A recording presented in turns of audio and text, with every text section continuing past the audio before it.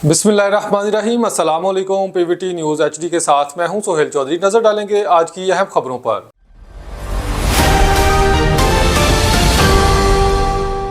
दो हुकूमतें बदल गई मगर फ़कीर वाली की किस्मत ना बदल सकी। फ़कीर वाली शहर में गुज़श्ता तकरीबन 3 साल से ज़ेर तामीर सड़क ताहाल मुकम्मल ना हो सकी, जिसके बायस शहरी शदीद मुश्किलात का शिकार हैं।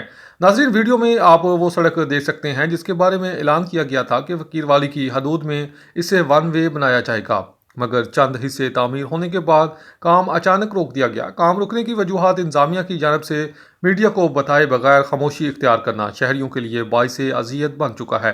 ये सड़क तहसील फोटाबाद समेत मुतअद्दिद देहात और छोटे शहरों को आपस में मिलाती है, जहां से रोज़ाना हज़ारों छोटी बड़ी गाड़ियां गुजरती हैं। शहरियों ने पीजीए प्रेस क्लब की टीम से गुफ्तगू करते हुए शिकायत के अंबार लगा दिए।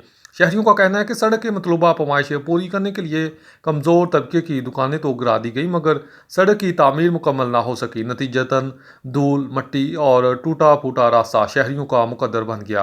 पैदल अफराद, मोटरसाइकिल सवार, रेहड़ी बान और गाड़ियों वाले शदीद अजियत में मुब्तला हैं।